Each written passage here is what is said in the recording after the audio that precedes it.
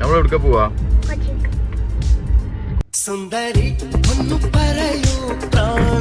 പക്ഷേ ഇത് രാവിലെ നീച്ചപ്പോ തന്നെ ചടഞ്ഞു.